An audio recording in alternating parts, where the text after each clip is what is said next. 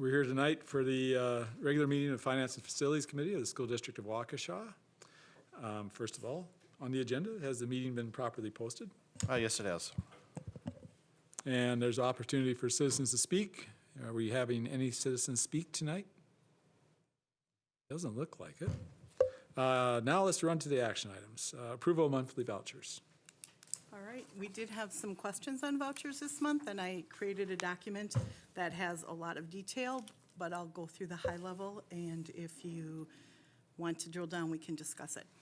Waukesha Police Department voucher number 320933. The question was, what events is this for, and do all the high schools have coverage like this?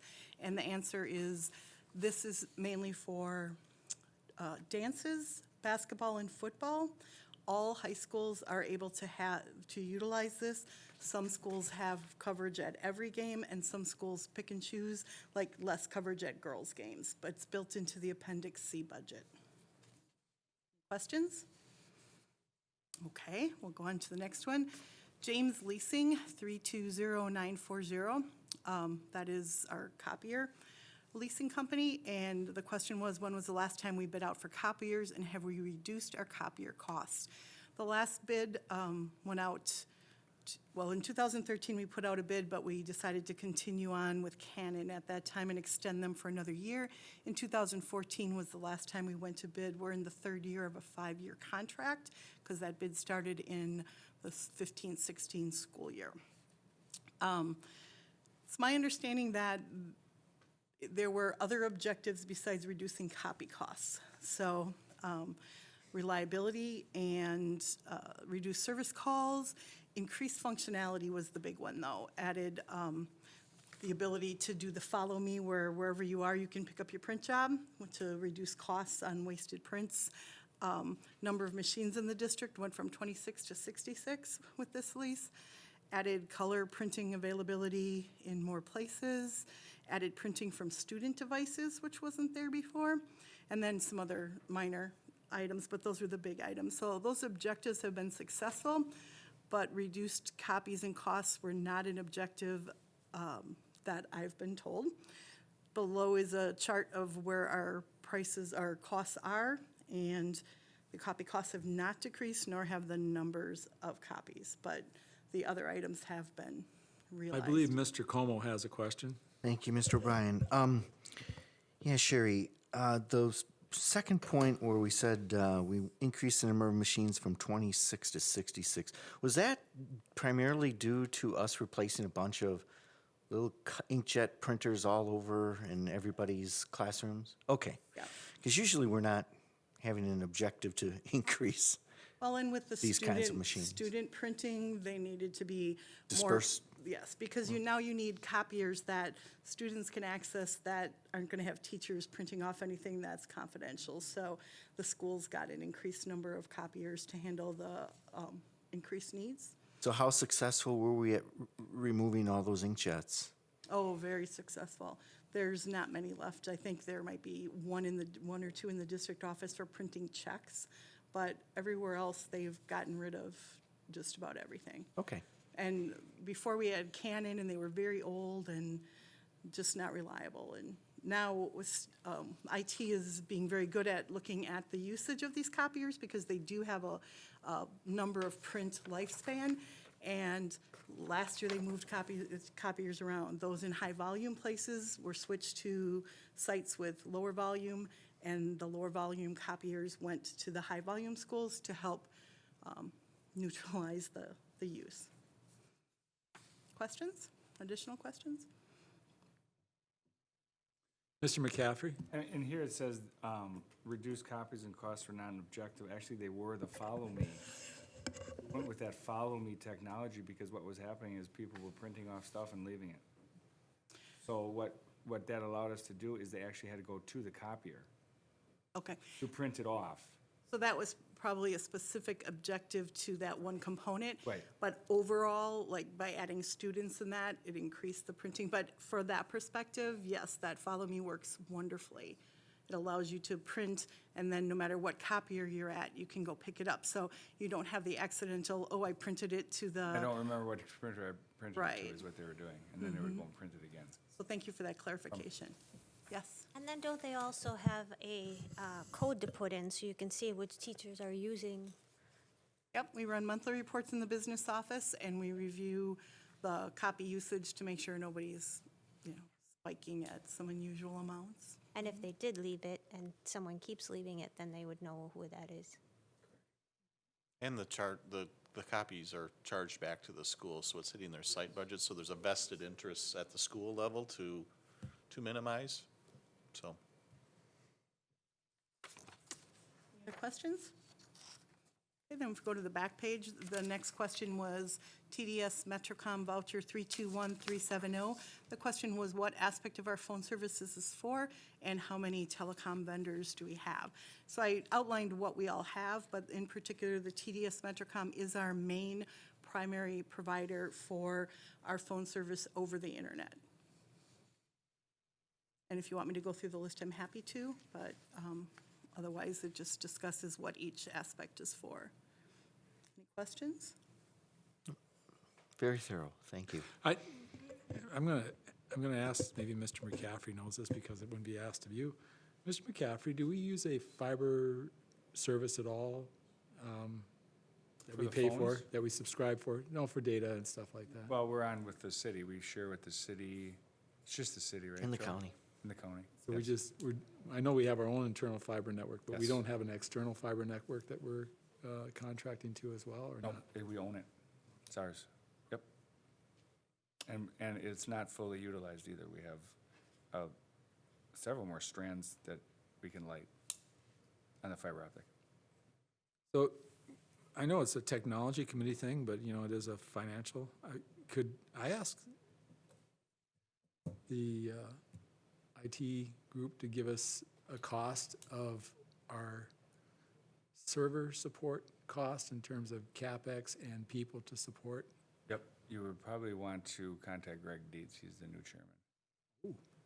I've been removed. Talking to the wrong guy, I've yes. been removed. That's right, you've been demoted. Old habits die hard. Yeah, Demoted. Yeah. okay. But yeah, I mean, we've gone through it you mean for the internal servers or off-site stuff that we're using? Yeah. Greg is, yeah. Definitely. And he'll have a meeting coming up, and he should have one in June at the end of the school year. Well, you gave me the right answer. Talk to the new chairman. Yep. Okay, thank you. Okay, any other questions? Then if not, we'll answer the last one. What percentage of our purchases are now paid for with the P card? This year, we're at 4.62 overall since the inception of the P cards. We're at 4.20, but the statistics are down on the bottom of that page. Not any questions? That is the end of the voucher questions. Any more questions? Ms. Ryanchek? Just a comment. Thank you, Sherry. This is a lot of work and very thorough, as Joe said. So, and also sometimes when you are answering us, we're trying to write so fast. It's just, we can look back on here if someone should say, I missed the meeting, what did they say? So thank you. Welcome. If this is helpful, I will answer questions in a written format from now on. It's not a problem. Up to a maximum of 5 total questions. Deal? And try not to call an And 2 hour hours. before the F and F meeting like some F and F members do, and we won't really go into details on that, but if you received your vouchers, you received a pivot table type analysis. With the pivot table type analysis, you can really drill way down and ask tons of questions, and because of the nature of being able to focus on specific areas. So if anyone needs training on pivot tables, I'm sure that you could provide a little bit if needed, right? I would be happy to. I set up some pre-set up pivot tables in there, things that I think might be of interest, but there's so much more you can do with it if there's areas that you're interested in. So I'm happy to help. Just let me know. It gives more data that way. You can dive in much deeper than we could in the past with and it's electronic. So, Mr. Como. I move to approve the vouchers as presented. Second. Any further discussion? All in favor, say aye. Aye. Aye. Opposed? Motion passes 5-0. Approval of North High School storage proposal.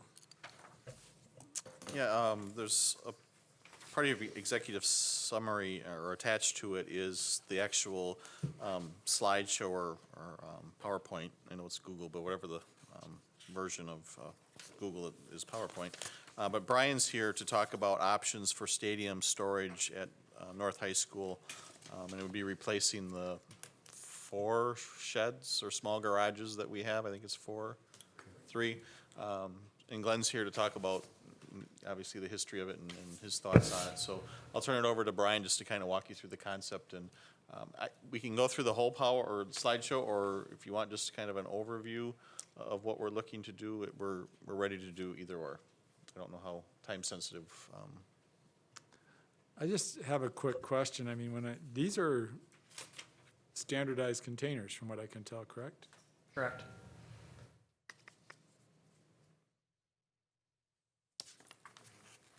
Normally, that's not very attractive to be put in any place.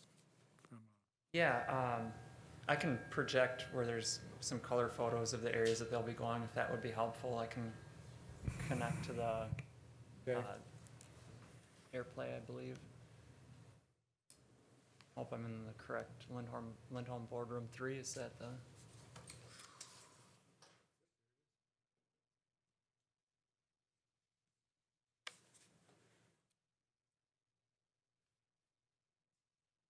So the units there are what we'd be looking at, and like I said, they're standard in dimension and material. The units would be replacing some sheds that are along Summit Avenue, which are plopped kind of right next to the road, and they'd be moved behind the bleachers. There's tree cover behind the bleachers, 2 rows of trees between the residential area and then the other area I can show to you as well. I guess the look of the bleachers behind right now is metal, and a lot of districts that are reconstructing their bleachers are using the same kind of material as the containers to close in the back of them and integrate the storage underneath. This is probably the most cost-effective way to do something similar. The other advantages, and these have been vetted by the city. We had some discussions with the city architect and the planning commission just to get their feedback on whether or not they would even consider allowing us to use these. And they were very supportive. They passed unanimously that they thought they were a great idea from that community aspect. But these are the areas behind the bleachers. There's some pictures here. The other container would be tucked in the corner right up against where the back of the press box is, against the back of the bleachers. And so they would be replacing, and again, these are those tree lines that kind of help provide some cover for our neighbors. And those will continue to grow and fill in. This is the other view of that same sight line behind the bleachers. These sheds are right out in the open, right along the road. And I think the city kind of liked the idea of cleaning that up a little bit. From a maintenance standpoint, these are not animal-proof, and eventually the shingles need to be replaced. The floors rot unless you put concrete down. And That's Summit in the background, right? correct. To the left of what you're looking at would be Summit running right there. That's the north end of our track. And even if we were to look to replace these, Glenn priced out a shed that we put up at Pebble Valley in conjunction with Park and Rec, and it was about $17,000 to do wood construction again with a wood floor that would last for so long. The nice thing about the containers and where the city architect was really supportive was the material's very durable. If you vent it, it's animal-proof, it's weatherproof, and you can buy them in really nice shape and really just have to maintain the paint on the exterior, which again, we went with kind of the neutral tan color that the city uses or felt comfortable with. So. And then this was a lower shed by the baseball area that's kind of backed up to someone's backyard. So getting rid of that and moving something tight against the bleachers would probably improve the view for that neighbor as well. So I guess the question I have is that the concrete, you're gonna set on that concrete behind the bleachers, is that the plan? Yeah, there's an asphalt strip there. We would need to work together with the facilities crew to put some footings in just to make sure it's level. But that would be augering in and just filling those specific spots to make sure that it's pitched correctly.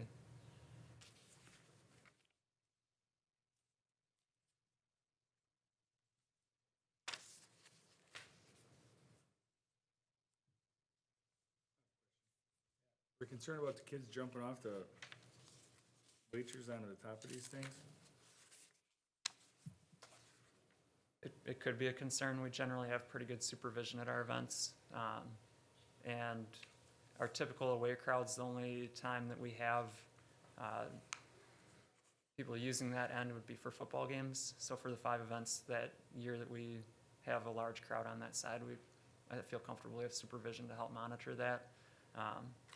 For soccer games, our benches are on the east side, and the WIA regulations ask that we don't sit spectators behind the benches for our soccer games. And track meets, we typically have most of our crowd in our main bleacher as well. Do you know how tall the bleachers are? Because the shipping container is like 7'9" or something, is there 7'9" and a half? I think that's what the dimensions are. How tall, you know how tall the bleachers are?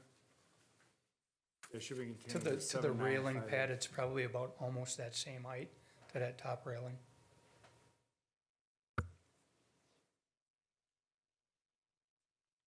And what size are you guys looking at?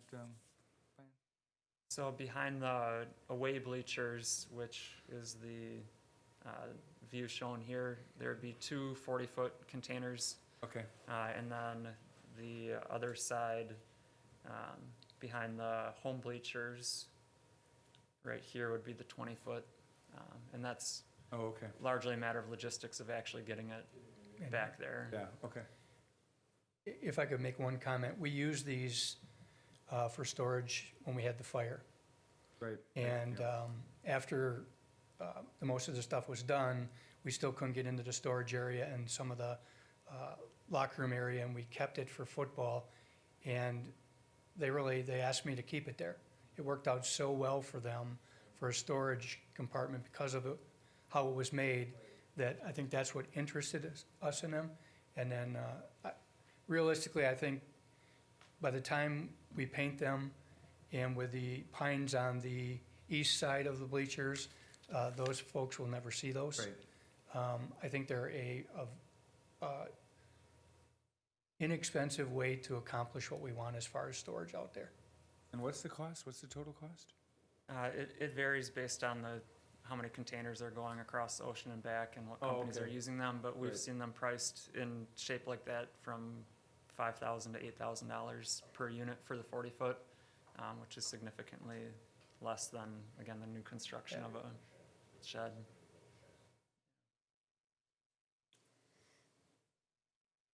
So you can't put the containers underneath the crow's nest? No.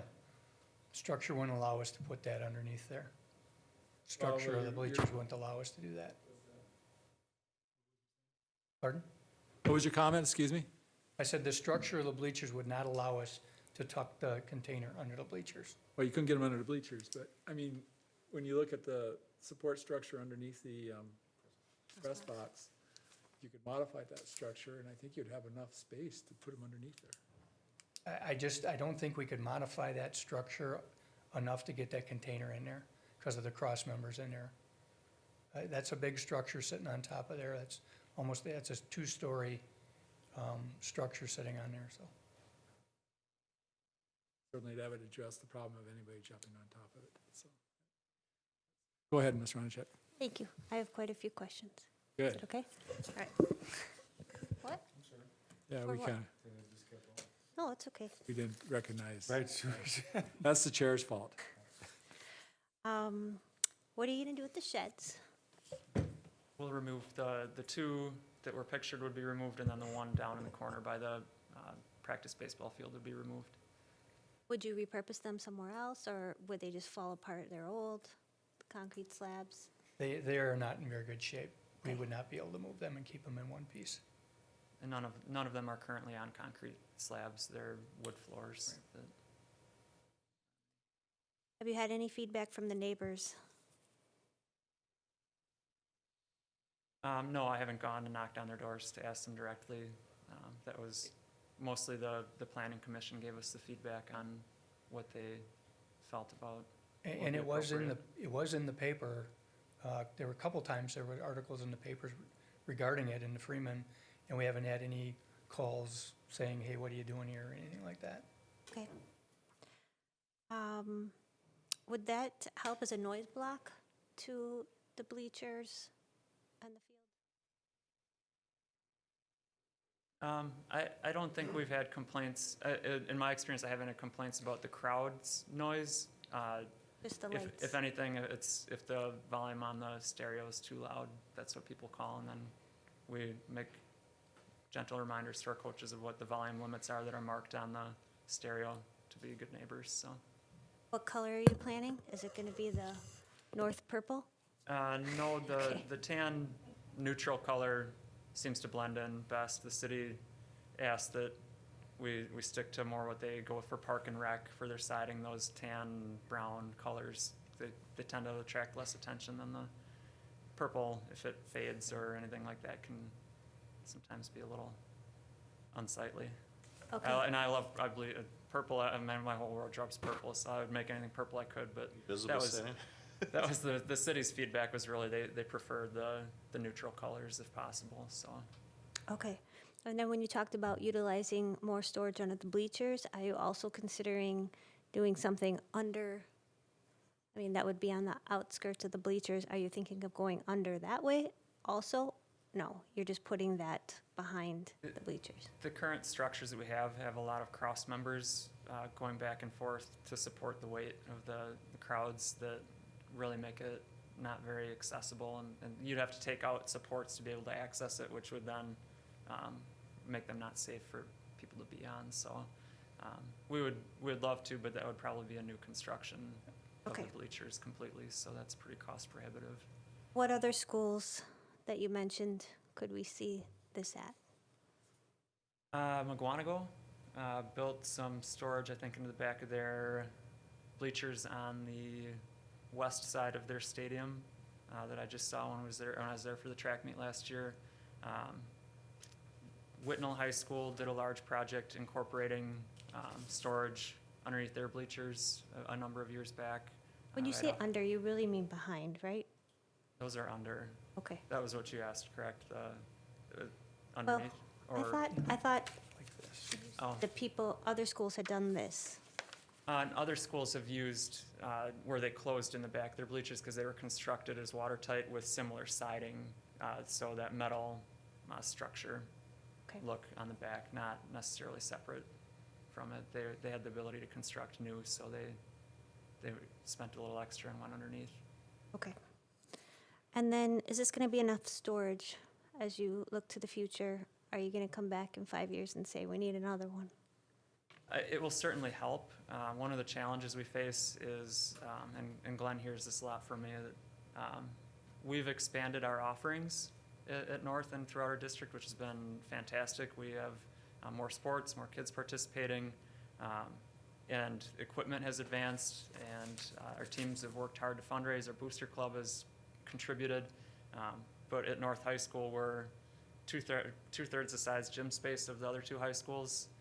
Short probably a locker room from each of those, as well as the storage areas that accompany those spaces. So we're pretty tight. We are looking at partnering with our booster club to redo our internal storage with the hope that we can move some things from inside to out. So one of our large ticket items that really would help with this is our track pole vault mats, which are a pretty significant investment. And right now we have to carry them out of the stadium into the gym, parts of them upstairs in the gym into a storage area to make sure that they're kept dry, kept clean, kept away from animals that would nest in them. And that's a challenge. And then just their bulk means that everything else that's inside has to be configured somewhere else. So this would be a significant increase to our capacity, and I think it would help us with what we would need. Thank you. There's never enough storage to answer that No, question there in a isn't. short.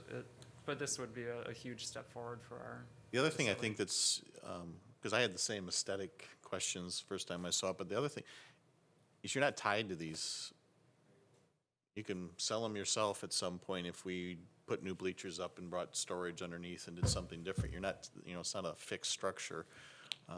You could put them on eBay or wherever you go to buy these things if we chose to.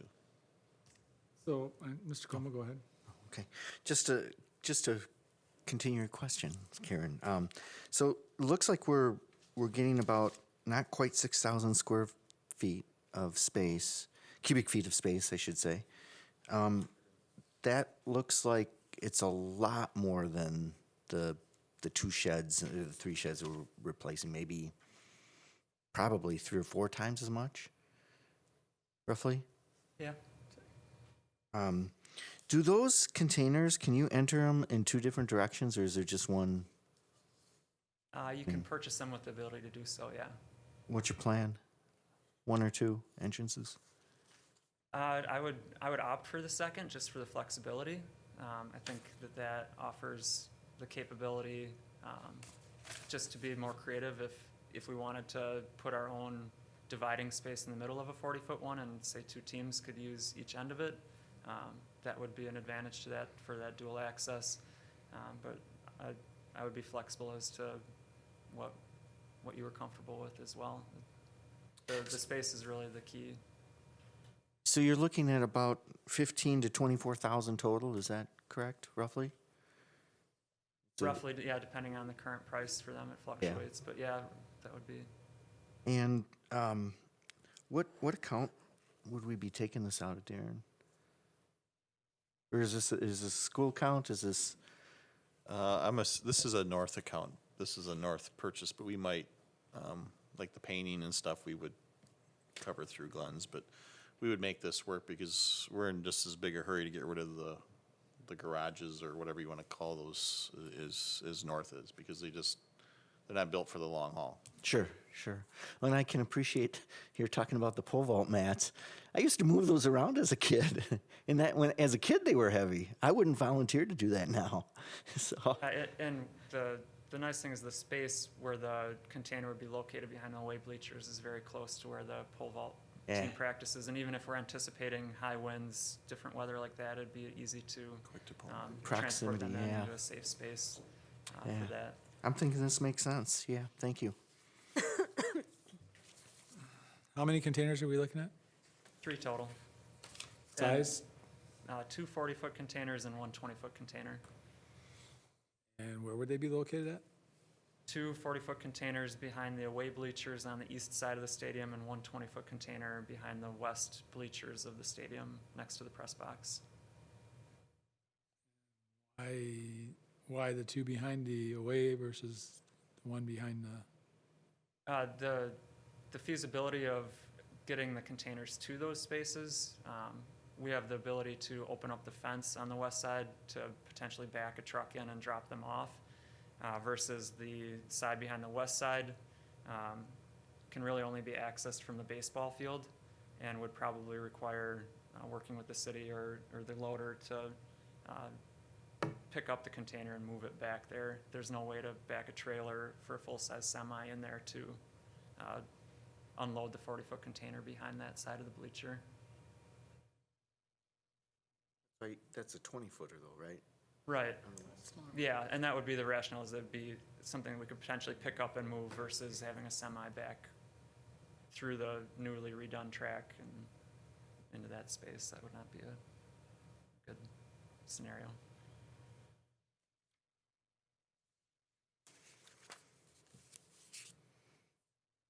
I guess the only concern I have is the ability to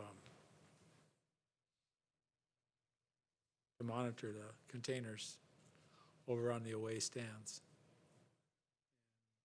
Having them in both locations, whereas if you could consolidate to one,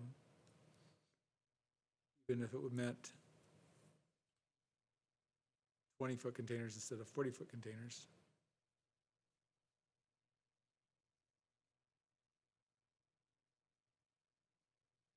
Can you get the 20-foot containers over by the home side?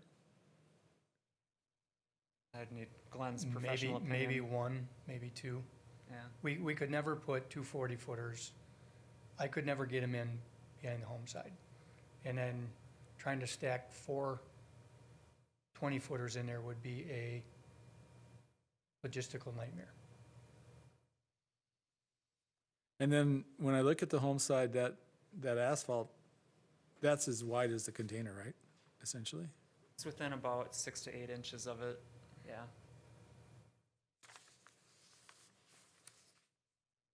You could crib the containers just on timber. I mean, Yeah.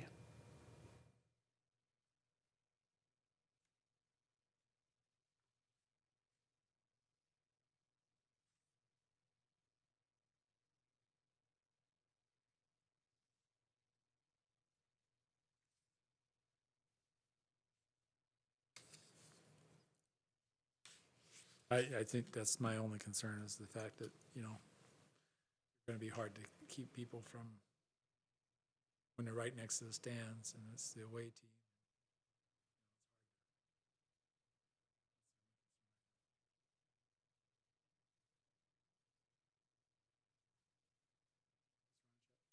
Are you concerned with them falling off the top? Like, let's say they jump onto it and now they're on top, that they would fall off of them?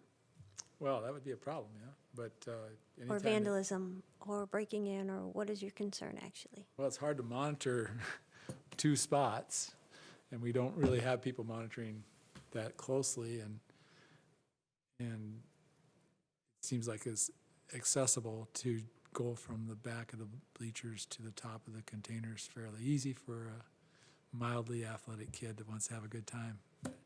So that's the only concern I have. Do we have heightened security? I thought we did, at least at South, during the last year. During varsity football games, we typically have 2 officers and 5 to 6 high school staff members assisting administration and at least 2 administrators on site to monitor the game and the crowd, so. Have you I know you guys have measured and all of that. Have you walked to the top of the bleachers and kind of looked out and thought, okay, what can we do to make sure people aren't on there? Is there any safety hazard that way? I think and Glenn can correct me if I'm wrong, the method would be to attempt to fence the back of it, but fences are climbable too and then require additional maintenance and we have, I guess that's another eyesight thing to look at too. So these other schools that have something similar, but it was a built-in structure, can you picture what they have as far as safety? Those ones are integrated underneath the bleachers already. All the ones you spoke of are all underneath? Okay. Most schools, when they invest in new bleacher systems, are choosing to spend the money to integrate the storage underneath. Okay.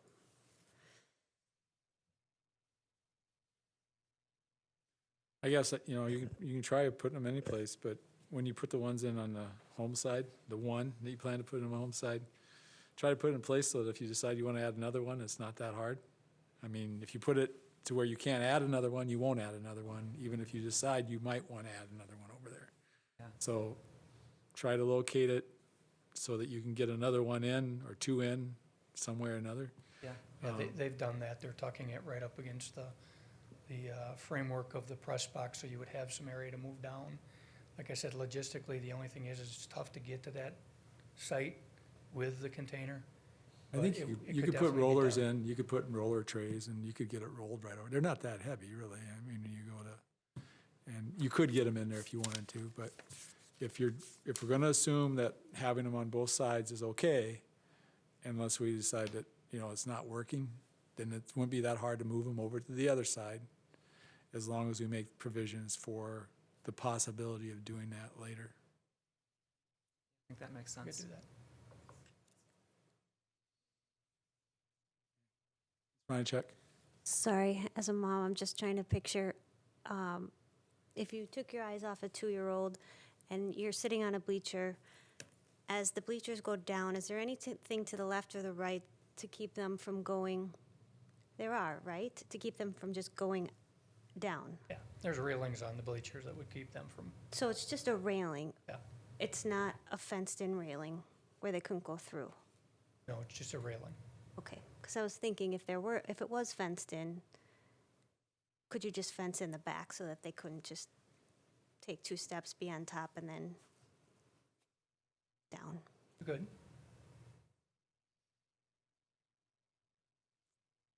Could double deck them, put it in an open top with alligators. Could do that too. Yeah. How long are the bleachers? 160 feet. Okay, well, sounds like a good idea, and especially when we have Mr. Como.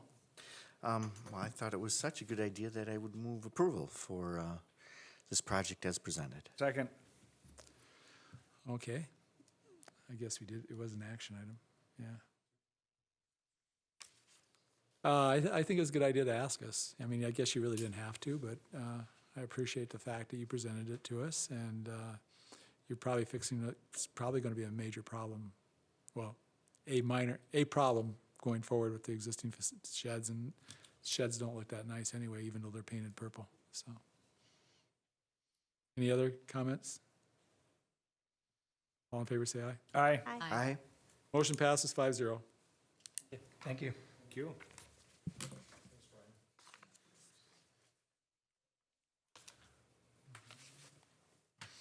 If you get a good deal, don't pass up on an extra 40-foot, or going from 20 to 40. Yeah, Yeah, 160 feet. I mean, Right, yeah, Yeah. 160 feet, you could put 3 behind there. yeah. Okay, next action item is approval of City of Waukesha easement request at Lowell Elementary. I assume they're paying us like $1 million for this. 3 million from the TIF. 3 million from the TIF. Oh, wait, I guess that wasn't his checkbook. But as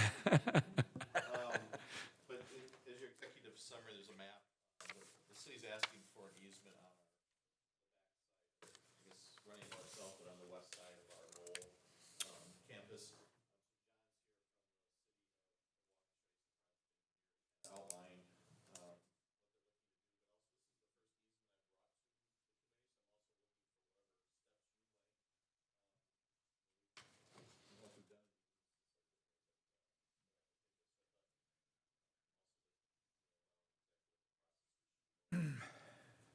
So, John, I'll turn it over to you just to quickly outline.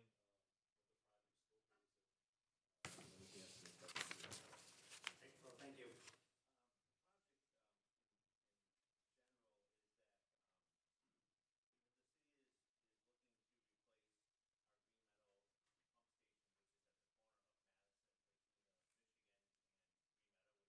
Largest pump station is also one of our oldest pump stations.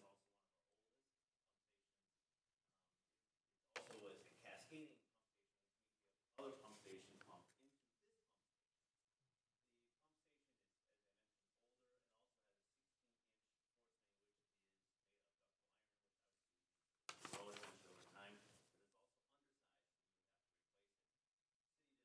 The city did a study to see would it, and we looked at this a couple different ways over the last about 6 years or so.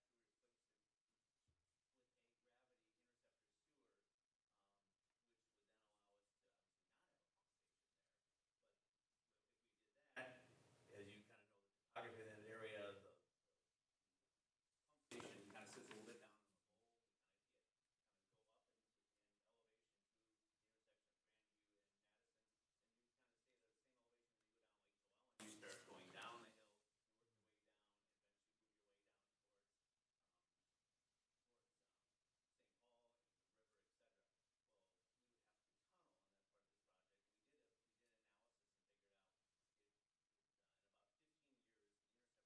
ends up being equal in cost to the pump station, and then of course then we're ahead. So project would be replacing with an interceptor. So the gravity, so with this project, the pump station would be demolished and would disappear. We also have the nice added benefit of, as we take the route, we go by Woodfield Park. We also then eliminated that pump station too, so we get kind of 2 for 1. The project is approximately $14 million. The way, the best way to get kind of across the site, we could take a couple different ways, but one of them is if we were to go kind of straight south, we go well into, if you know, there's a large hill there in Lowell Park. We're trying to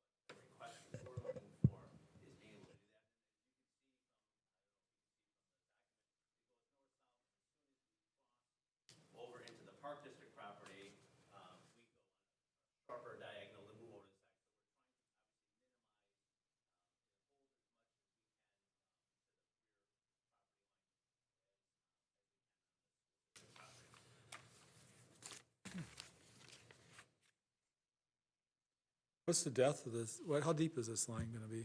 The line across the,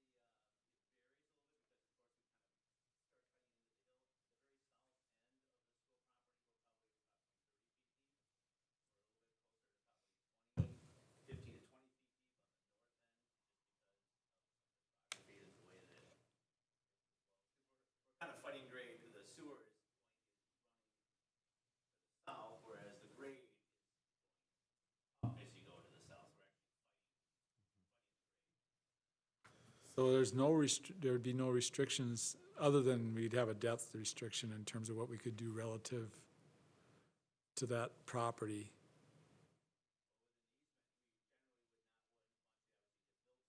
roughly over the sewer.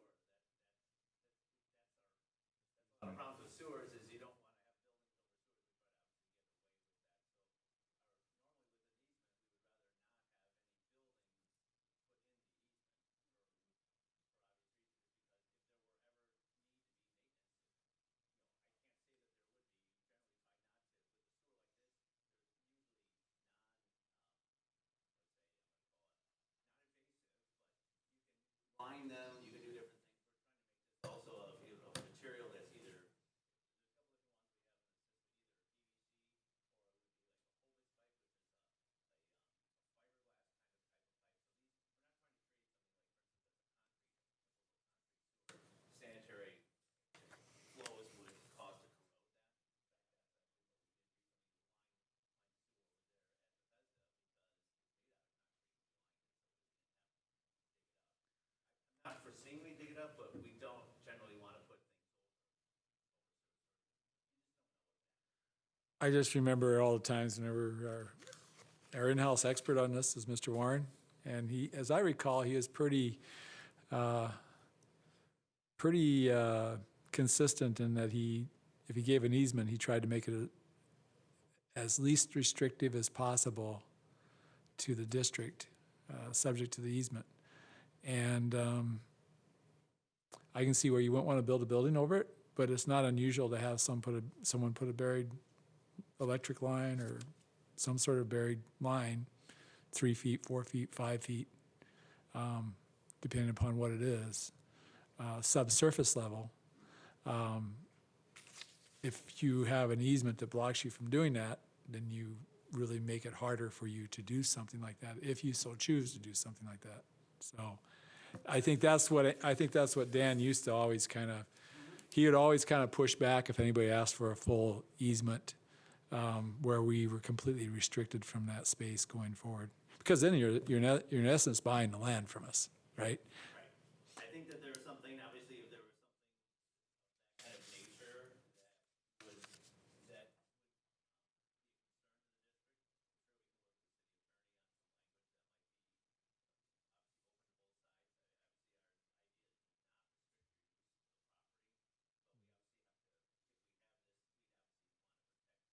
the sewer, but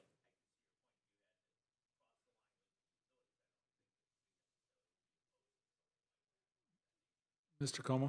I'm assuming the green space the children would still be able to play on? oh, and when you're done, yes, we would also require,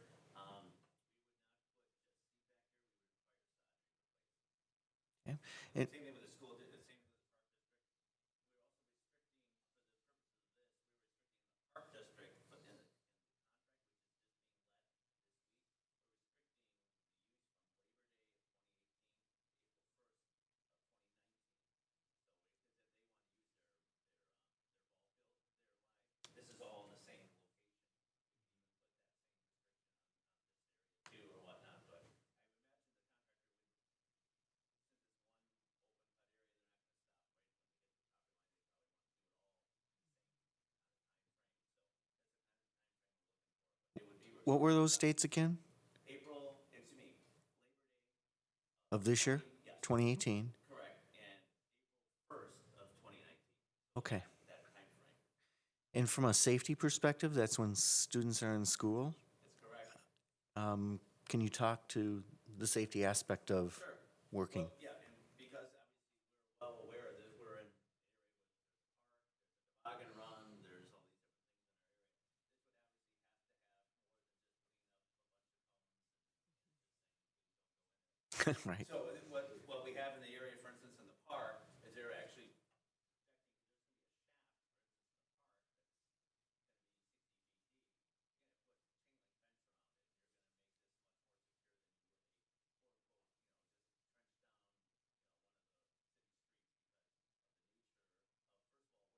but also the depth.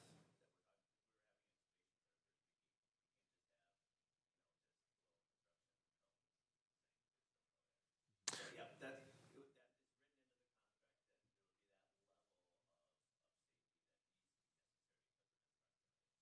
Okay. So, Ms. Ronachek? Okay, so my concerns would be, we need to know what the minimum depth is as a requirement so that we know what's there, right? So as you go across, what is the minimum depth, and have it mapped out across that easement so we know what theoretically we could do at what depth. Okay. And then we need to make the easement as least restrictive as possible, understanding that you don't want us to build a building on top of it. Okay, I can get that. I think, Darren, you might find something. I think the last time I remember having this conversation when Mr. Warren was on the board was probably out around West High School. We used to do easements out there all the time. And I know Dan was always about, hey, I'll give an easement, but I want my rights protected as the property owner and having access to the property. And, you know, Dan was obviously our expert in this area because he knew how to protect his rights, which he pretty much always applied to the school district as his. So that, in terms of working with the city attorney, certainly want to make the easement, and we want to be cooperative, but we want to know what's there, and we want to minimize the amount of constraints on us going forward. what exactly, more or less being able to put, what would your main, I want to know what the minimum depth of the sewer pipe is going to be by spec, okay? So that, you know, you're going to require whoever places that pipe down to be at least this minimum depth across those locations, because that's normal. I mean, when you go to lay underground, yeah, it's designed out, I don't happen to have the cross Yeah. section here with me, but yeah, it's gravity, it's not gonna be like the water main, which could vary in depth. It has to be at certain elevation. right. So if we take a trencher down there, we'll know if we go down 16 feet, there's 4 feet of cushion, that type of thing. Yeah, because that's what you do in the real world. You want to know exactly which depth every line is at. When I got out of high school, I dug ditches for a living, and that was all about, you know, how far can you dig and know you won't hit a cable, right? Well, in terms of also one thing, that is not on this document, but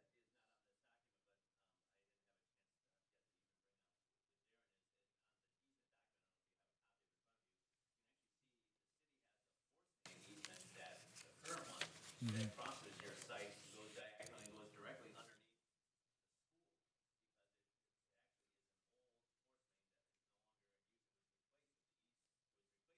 force main that's along.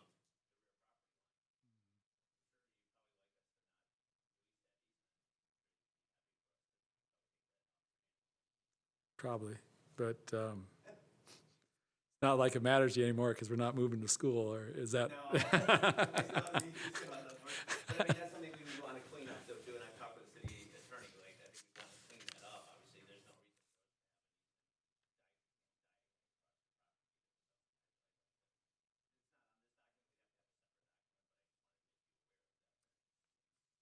In the interest of working together, as you mentioned, we like to do that. And if the city wants to purchase the entire property, including the school, they should submit an offer. By all means. My That's check will be a lot bigger than. Ms. Ronachek. Thank you. So, can you tell me where the toboggan run is? Is it where all the majority of the numbers are? Hard to see which document you have back in front of you, but yeah, I think you have this one that looks, I think so. yep, yeah, it's more out on where you said, like, all, where all the. Okay. Yep, correct. All right, so tell me again why you can't just go and make a right angle down this dotted line to Madison Street and over? Why does it have to cut through? Why would we cut across this, the park?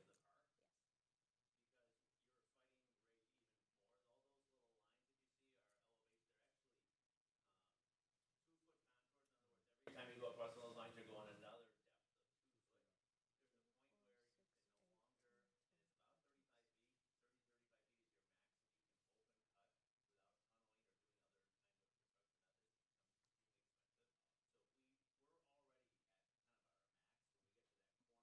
Okay. If you were to continue going straight to the south,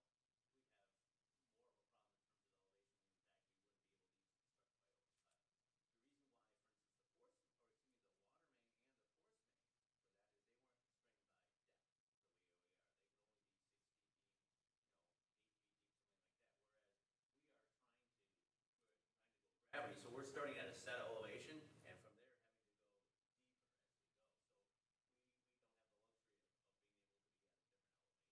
go Okay, thank you. And then, so it looks like it's just gonna go right behind that baseball field? Correct. So let's say sometime in the future we put, and again, thank you for telling me that that is elevated.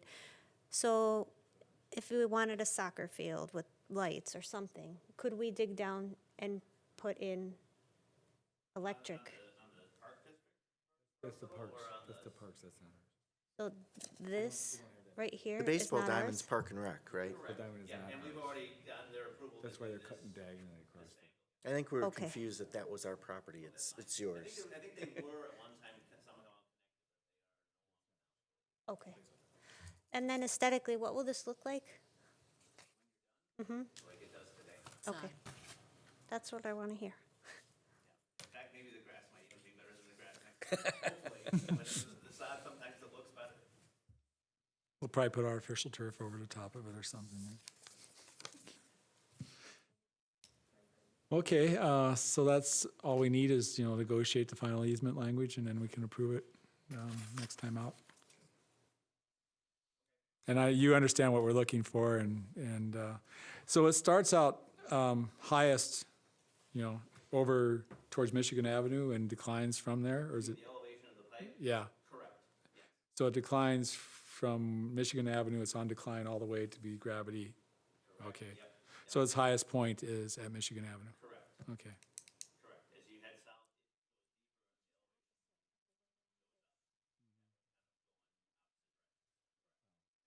about the corner there, if you want to call it the corner. okay. Yeah, we have a cross section.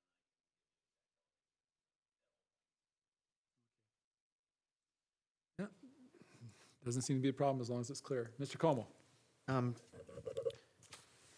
If we wait a month, is that going to cause you issue?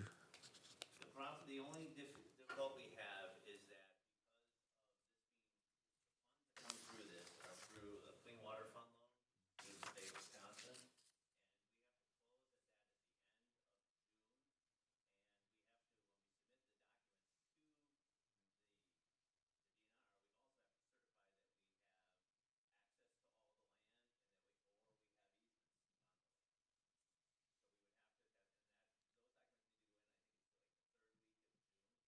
Okay. So when's our next meeting, Darren? Second week of June. Yeah, but I'm just asking the date. Yeah.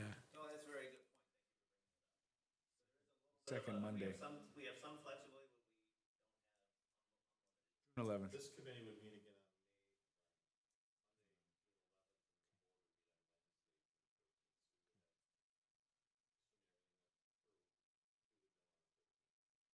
And that would still be fine for you. I think that will have to, You'll just have to get it right the first time, right? I hope so. Yeah, otherwise it might be a problem, so. As long as it's right. Third week is the week of the 18th in June. The third week of June is the week of the I think we 18th. have to get them at least a week Right. in their fiscal year. As long as you adequately describe the depth of the pipe relative to our property, our easement, whatever we're giving you, and allow us to put stuff over the top of it. You might want to specify not more than X number of feet for us to go in depth, and it'd be relative to the pipe you have, and that would be fine. Let's say we, Depends on what the stuff. well, let's say if we did put in a light pole. I mean, it's possible we could put in a light pole, and that could go down 4 or 5 feet,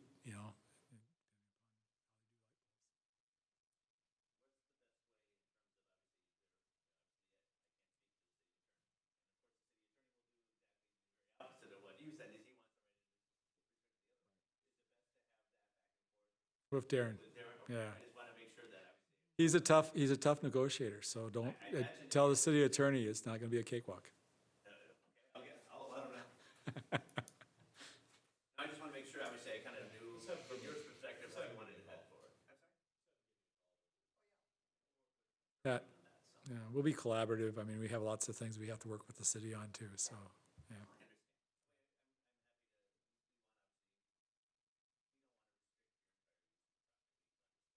You do know we need a water and sewer and, out to TT, right? Yes, We need help with that. yes, We don't want to have to do that after that highway's built. you probably don't. We want to do it before the highway's built. And make the state pay for it. Yeah. Okay, any other comments? Okay. Yeah, we'll prove it, providing this document all right, we'll do the approval at the next F and F. Okay, thank you very much. Thank you. Okay, thanks. Thanks, John. Thank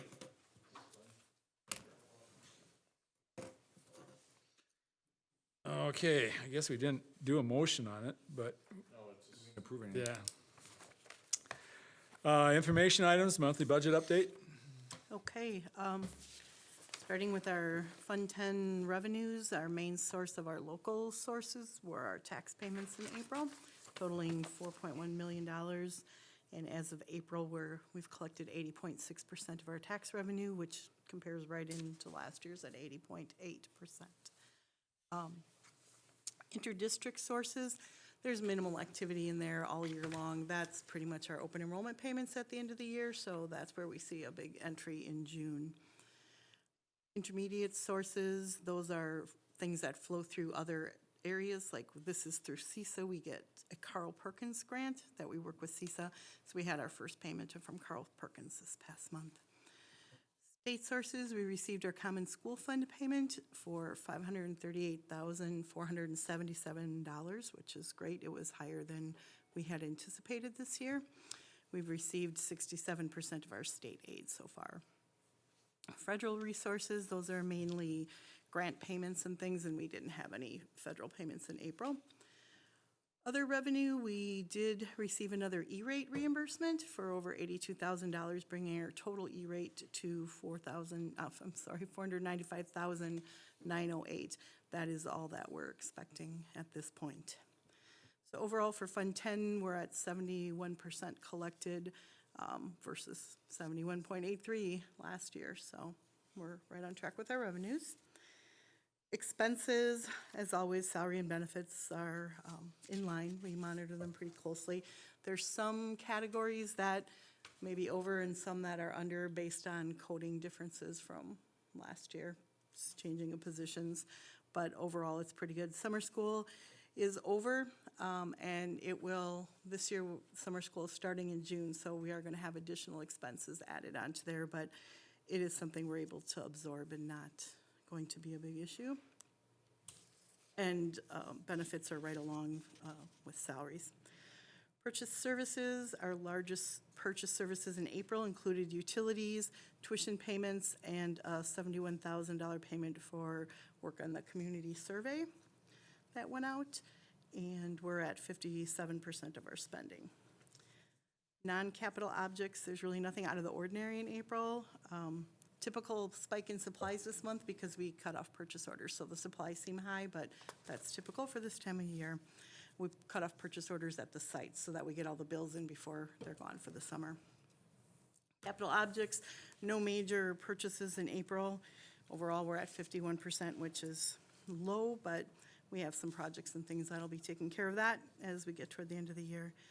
Debt retirement, we really didn't have any debt retirement out of Fund 10 this year, and we took care of our Fund 38 debt payment back in March. So the main expenditure was a tax chargeback for $13,000. Overall, we're spending at 60% of our 17-18 budget, which is right in there with where we were at last year at 59.74. Fund 27, our only spec ed revenue in April was for Medicaid reimbursements. Overall, we're at 23% of our revenue, which is right like last year. Our main revenue source, obviously, is our Fund 10 transfer at the end of the year to cover the difference, and that comes in June. So that stays relatively low. Nothing out of the ordinary there. Like Fund 10, salaries and benefits are the big amount, and we are right on track comparing to last year. Purchase services continues just to be the tuition to the private schools for the special education students that we send there. Non-capital objects, very minimal was spent, and we're at 83% of our spending for non-caps. Capital objects, we didn't have any capital objects in special education. Insurance and judgment, our only budget item is for unemployment compensation, and we haven't had any unemployment cases for special education. Overall, we've spent 69%, which compares to the 69.17 last year. Questions on the budget? There's the, Como? Going back to the general fund Yes. revenue, a couple questions on the revenue.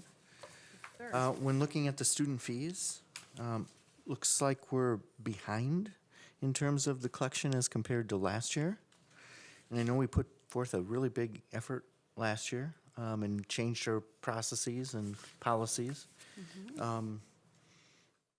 But at this time last year, we were collecting about 93%, and we're at about 72% at this time. Do we have any concerns on that, or can you fill us in on?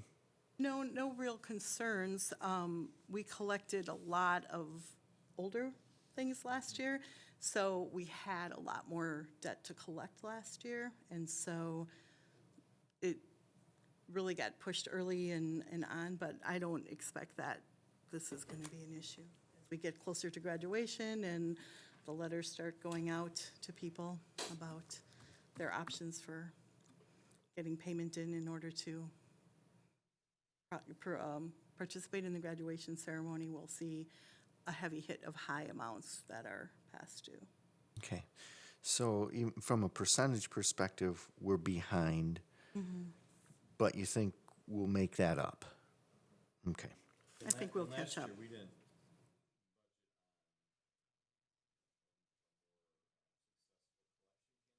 Right. We kind of budgeted on historical, hoping we would collect more, and that's exactly what Okay, I see how that would impact the, sure. response rate was going. I think 16, 17 is a hard year to compare to. Okay, okay. And then also on the revenue side for Fund 10, looking at Title I, we're a little bit behind 2 as compared to last year. Is there any, that's just a timing of when we receive things? It's a timing, they being DPI implemented a new system, WISE grants, and last year WISE grants was in, but now we're not able to submit claims if there is a budget change in process, so our claiming cycle is off a little bit. And in the past, we could say, well, here's what we're at, we'd find anomalies on things that didn't match the budget, we'd work with the coordinators, but in the meantime, we could submit the claim without those anomalies and wait, and get that claim processed. But now, if we want that budget change in, they have to get the budget change in first, and then we submit the claim, which is just, we're still working through that flow of getting that perfected. So I have no concerns that we'll be collecting all of our title money because the money is being spent at the appropriate amount. It's just a matter of getting those claims timed in. Okay. They created a new system to hold our money. Yeah. Yeah. Yep. They- And I just, one question on the expenses. You had mentioned that in capital objects that we have not spent as much on technology this year. I don't think I said technology, but Well, if you Did I? look at your comments, in capital my objects. comments, I'm sorry. Okay. One of these Oh, I'm areas that sorry, have yes, low spending that's this year is the- technology. So There's- it's just, we're probably gonna use up a good portion of that Correct. budget. It's just later spending that- Delayed right now? Is that, do you know what that's due to? Is that just the types of projects It's that we're just looking at? timing on when or- they need to replace. And before with the lease, I think we were more tied to chunks of purchases or bigger chunks of purchases at times, or, excuse me, lease payments. And now with the purchases, they're able to spread them out more across the year. So okay. they don't have to have as much in stock and waiting. They can order as needed, so. Okay, It's expected to be spent, it's just not there yet. I thought you were gonna surprise us and say, hey, we don't need to spend the money for X, Y, and Z. We always Okay. need technology. Fair enough. Ms. Ryanchek? Thank you. Piggybacking off of Joe's question about the fees, the student fees, when you spoke of the letter, when does that go out and what happened last year? I thought we had some feedback that wasn't so good, or does it go out to every single person that owes The student focus- fees at the end of the year? And then what happens when there's a hardship? Can you explain that again? This year, we actually had, as part of our fee structure and processes, defined with the schools consistent expectations of when letters were sent to parents and things. Before, the schools kind of did things at their own discretions, and now we put in a timeline that says, as of this date, you need to send this letter out saying you're past due. As of this date, you need to send out a letter saying potential that you would go to collections. There's different stages that they send things out, and now they're focused on the seniors, getting the letters out to the senior families to let them know. They're given opportunities to make payment arrangements, and that's all done early in the year so that there's no surprises at the end of the year. And then if they do not get all the payments in, that child will not walk with their class, or what is the consequence for that? That is the current stated policy, that if they're, they will not have their diploma withheld, so they will graduate and get their diploma, but the current policy indicates that if they have past due fees, they are not allowed to participate in the graduation ceremony. And just again, you start that at the beginning of the year so that there's no surprises for the seniors. I think that was last year, that communication may not have been out as early, but we start this immediately at the beginning of the year to let all families know that this is the situation. And Okay. Have you heard anything so far? Any issues as we're I approaching a have not. month Have you heard to any graduation? feedback? We've gotten no direct feedback.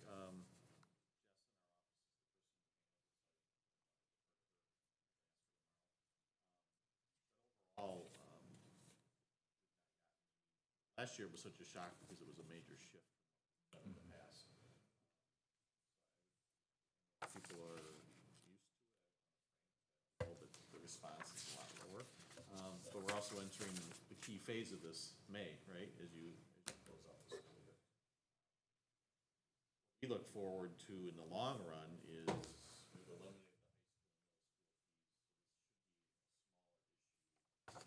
down the road, that we just have to get over the hump for families of fees for some cases a very extended. If you can, We do work with families, if anyone's watching or listening. Special situations where I guess I would like to know if at the end of this year, let's say there's 5 cases where there's an outstanding balance, where they're still making payments after graduation, or if there's 25, or, you know, I understand moving forward that the fees won't be as high and people will have known, but if people were not paying school fees, all of the, you know, their, let's just say high school, it could have gone back further. That was a big shock to them. Probably more so last year. If you can just let me know, or let us know, how many cases there are at the end of this year. we got down to very few last year, I can't remember.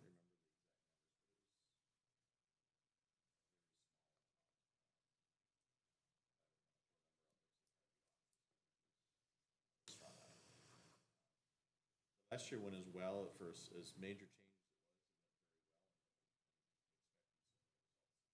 Good. We all have payments. We have car payments and electric payments and everything that we have as bills. And when you have school fees, that's a payment.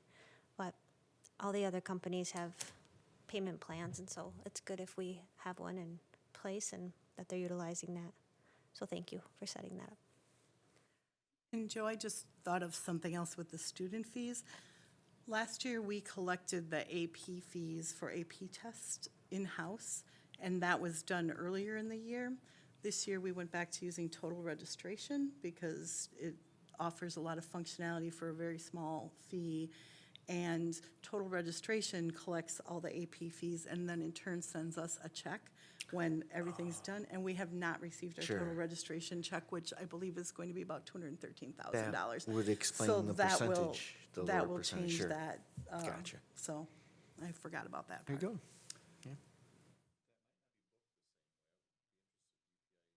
Take on it, whether that's a fee or not. Probably is, but just. That's how we have it Budgeted, budgeted, right. but we can look at that. Thank you. The only question I had on it was the TSA again. I mean, we obviously must have a lot of participation, or HSA, excuse me, HSA direct contribution by the district. We ended up being, by revised budget, we're almost 10% over. So how is the HSA? I can't remember how that plan is set up. Is it X amount of dollars per participant? Yes. 20 X amount for family and a single. Enrollment and done.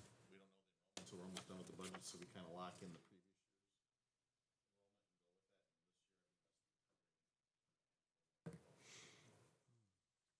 I wanted to double check though, where are we at with Fund 27 on that one, because that might be, let me just double check. Mr. Como? What is the HSA amount contribution that we are providing? $2,600 for family and $1,300 for single, and that's prorated based on the employee's time. When they start, or, okay. And remind me, is that the original amount that we had decided and we've stayed at the same amount for the last several years? 2.5 years. Okay. And I thought it was remaining the same, but I didn't. I know we had multiple conversations on what we wanted to do when we were first implementing that, so I needed to have my memory jogged on it a little bit. So I think it's important to recognize that when we went to the HSA, it helps to cover the higher deductible. There's a savings on the other side that we don't really offset against this. So it's to our advantage to have more people in the HSA, because that means they're having supposedly more consumerism over their health care, right? Should drive down our cost. That's the theory. We did include this month a copy of, per the request last month, at the very last page of your packet here is the health claims payable and where we're at through the year.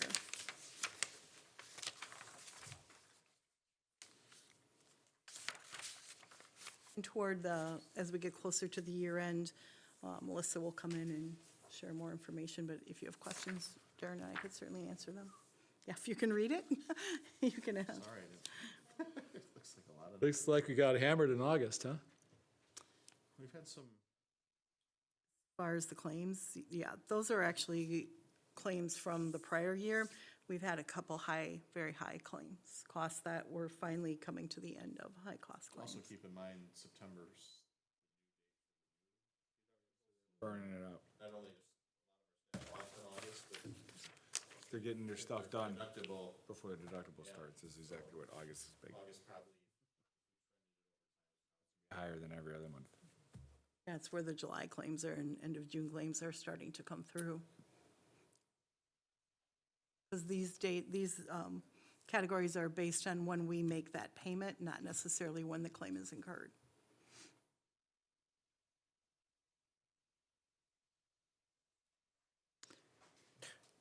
So the employer contributions and employee contributions.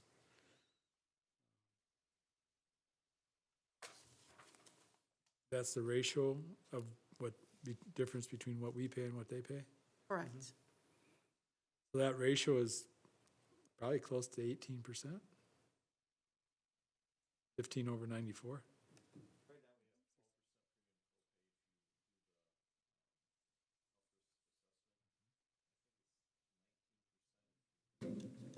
Don't do it, you pay the higher percentage of the premium, so that ratio would probably shift. 17% in July. Yeah. Now, in July, though, it's a little hard to tell because we know, in the past, we didn't break it out into the two different categories. So if you look at the first number in July of the $430,000, that includes employee and employer. Yeah, actually, it's not 17% because you got to add the two numbers together and then take two, so it's. If you want to it's more start like- looking at September, you're going to yeah. get September through April, you're going to get a better cost of that. You'll be able to break that out better. Far less than 17%. I'd have to add. Mr. Como? Where are we at with our total reserve? Right now, we're sitting at, it's 1.3 million at, okay, I'm sorry. Are you looking at our amount of the claims reserve that we've got of our fund balance, or how much money we have in our liability account as far as? Our fund balance, yeah. Yeah. That's fine. I don't want to misspeak. I'd on rather that. have it be accurate than Yeah. off. Yeah, we haven't, Line item in our financials, it's easy for us to pull. we haven't asked for that for a bit, so.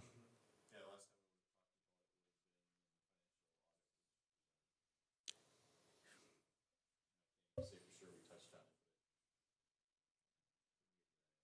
it. Okay. Our pharmacy thing, we went to a new pharmacy plan. Was that just recently or was that the year before? Nope, that was in September. We switched to Navitus. Okay. Have a pharmacy tracking between today and yesterday? I can certainly pull that together for you easily, but I don't have that. I doubt if it would mean anything because you never know who needs what drugs and how much the drugs went up. Yeah. It's not, Going to be apples to apples. And yeah. there's different rebate timeframes and things that cause a little bit of ebb and flow. And we're in the new stages with Navitus, so those rebates are coming in a little bit different than they did before. They're still there. Watched the Rockford file on 60 Minutes last night? Yeah, they're suing they're suing a couple people because of the fact of conflicts of interest and stuff like that. Over the pharmacy stuff? Yeah, the farmers, they're required to use by law, they have to use a firm to help drive down cost. And the firm has a distributor relationship with one of the most highest cost drugs. They Oh, went up dear. 4,000%, so, yeah. So they're saying that maybe they didn't work so hard to drive down their cost on that particular drug, so. Okay, that's why we have to watch it all the time, and that's one of the reasons why we made the switch to Navitus, because we thought we were gonna get, and we believe, and I think it's true, based on their makeup, we should be getting better value out of them than we would have gotten out of United Healthcare. In fact, United Healthcare started making a lot of concessions to try and get us to stay, once we started looking closer with our consultant, so. That change, one of the big things was the transparency. Right.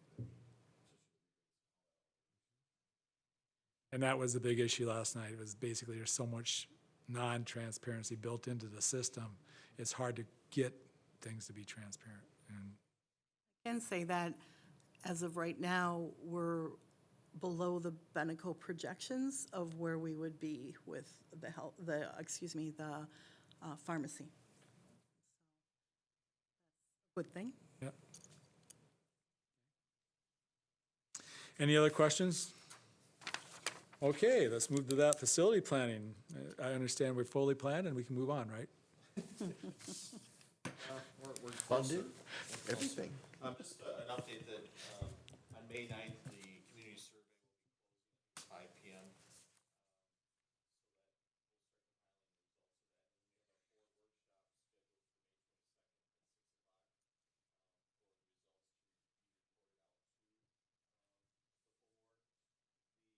Results so far, I think we're at 5,800 responses.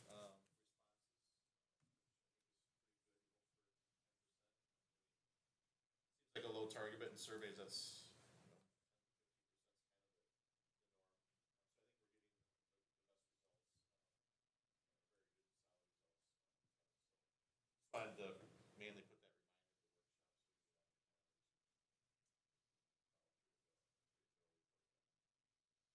That would be a Tuesday.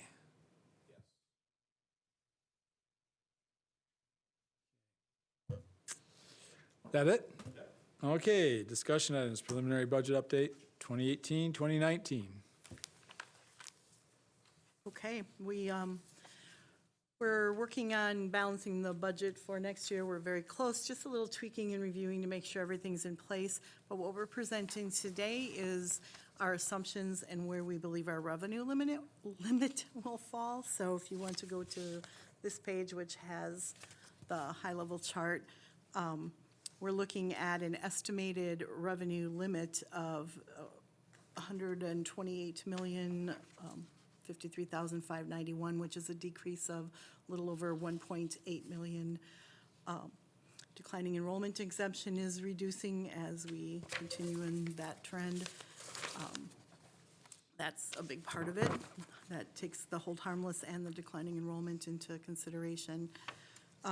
We're anticipating 4% less in state aid in this particular version, and we have the levies. Our Fund 38 levy is our Fund 38 debt less the cost savings that Fund 10 has to take care of.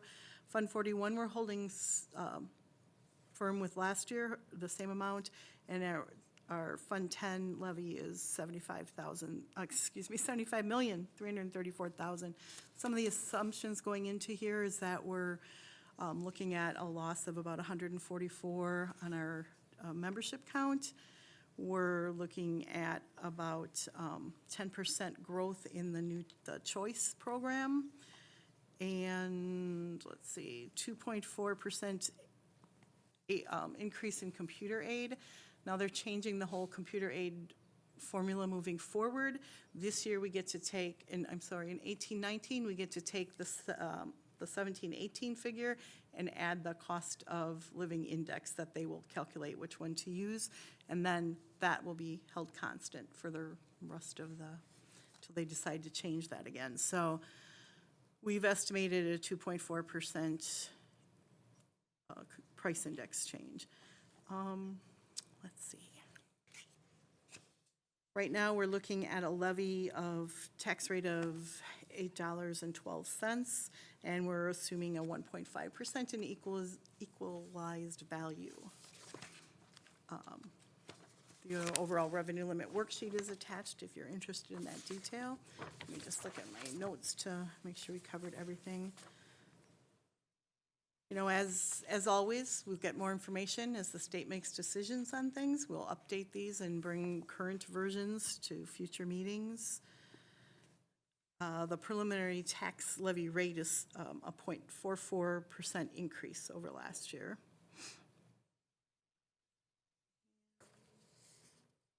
That covers all my assumptions. Of questions? Mr. Como? The assumption of 1.5 in the equalized property values, I like going with that number. It's lower. It's probably going to come in higher is probably everybody's hopes. So it gets maybe distributed across more folks, but a little less per person. So, but we were at 4.72% was the actual last year. Is that correct? Correct. Well, do you know what it was for the previous 2 years? Yeah, the 3-year average change has been 3.4%. 5-year average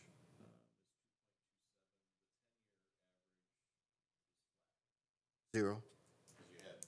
Yeah, we had a number of negatives, yeah. So we think we have a pretty conservative number in there, but Yeah. Oh, yeah. Yeah, where we're at right now in the process, I think that's a good number to be using, so, okay. It's probably a little too conservative, but nevertheless. Yeah, that's what I thought, yeah. When you've been averaging, the last 3 years has been 3.4. yeah, yeah, you're in a very conservative spot, yeah.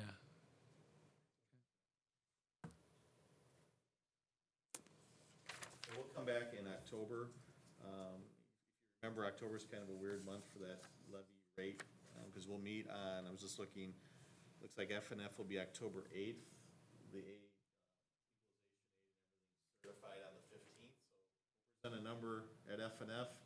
I can guarantee you, a week later, the number will change. And then we'll come back, I can't remember if we set aside a date. Normally it's probably be like the 22nd or somewhere in that range for a special board meeting to certify all the final numbers. No way.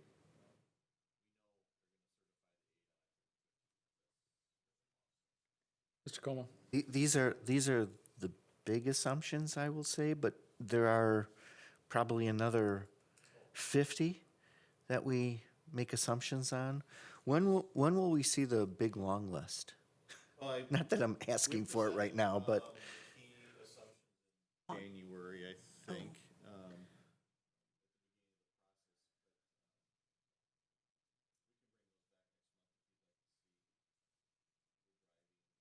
They're all the revenue-based, revenue limit.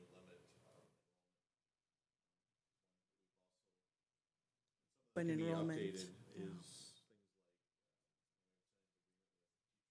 right. and some fixed costs that now we know where we're going to be health insurance-wise, rather than a guess.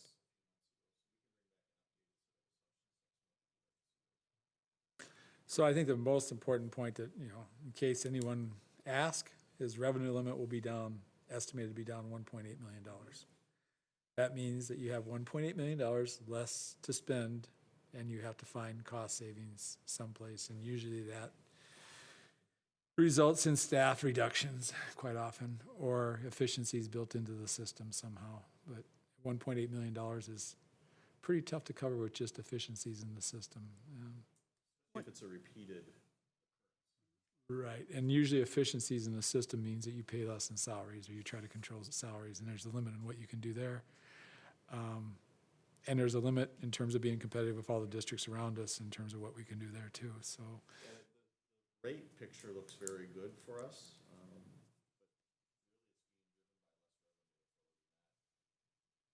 Valuations coming back, certainly.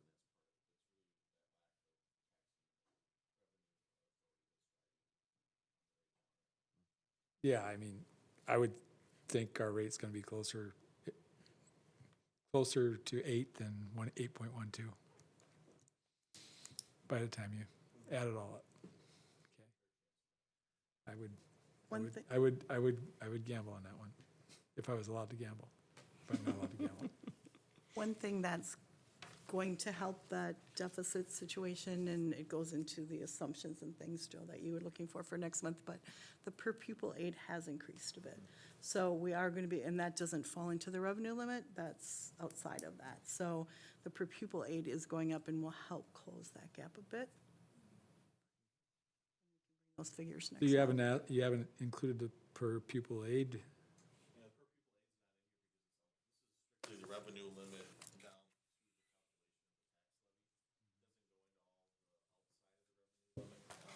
The state, the last 3 years, this will be the 4th year, moved away from revenue limit authority because of property taxes. Property taxes. They've gone to more of a categorical aid, and then give you a flat amount per student. That's going up next year, but it's set in statute to drop back down the following year. Provide you a little more history. We can, actually, next month, we will be presenting a preliminary budget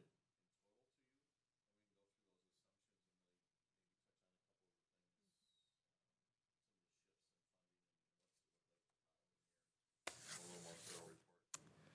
2018 is an election year, 2019 is not. Yeah, Play the game, yeah, so. yeah. Okay. Well, it's a nice sheet, very comprehensive. Tax rate wise, we're looking, and we're coming in with a balance. Points we want to get across. Any more questions on the discussion item tonight? Well, before we go to the closed session motion, I'd like to welcome our newest member, Ms. Voigt.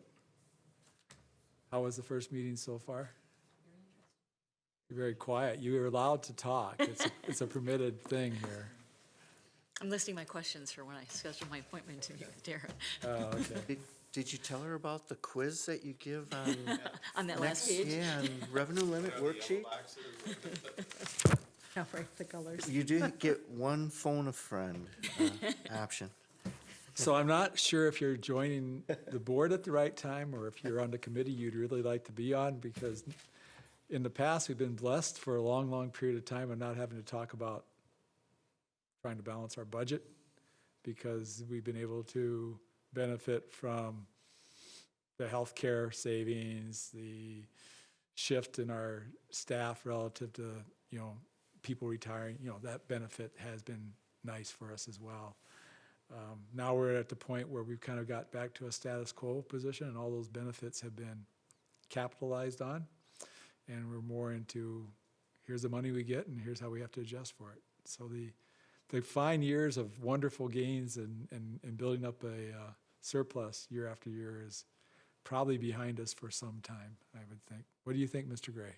I mean, the reductions we're making aren't what I would call serious in relation to our overall budget. We don't know what's going to happen the year after. It all depends on what the legislature does, but I mean, we had to make a few adjustments this year, but it didn't cost anyone.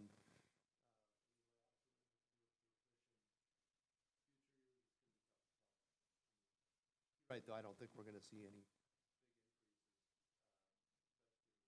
health insurance go up. There's only a certain number of things we can do to plan without. Yeah, we're probably going to see some more challenges. So as the state budget, if we have economic growth, which I think most people are projecting the state will have economic growth, we might be okay in 2019. I mean, they might make an adjustment like they do if they have the money, so that, this might not just be a one-year thing. But right now, that's all they can promise, and it's probably a good thing they give us, they don't make a false promise to us, Okay. Anything else, people, before we go to before I ask for a motion for adjournment to executive session? Okay, who's going to give me that motion? Ms. Reinacek. I'll second it. She has to make it first. Just a minute. I move that we adjourn to executive session pursuant Wisconsin statute 19.85, parentheses, is it an I or an L? L. L, parentheses, E, for deliberating or negotiating the purchasing of public properties, the investing of public funds, or conducting other specified public business whenever competitive or bargaining reasons require a closed session. We have a motion from Ms. Reinacek. Do we have a second? Yes. Oh, Ms. Voigt. Ms. Voigt seconds. Any further discussion before we vote? Okay, roll call. Mr. McCaffrey? Aye. Mr. Como? Aye. Ms. Voigt? Ms. Aye. Reinacek? Aye. Mr. O'Brien? Aye. Motion passes 5-0. We will be moving to closed session. Thank you.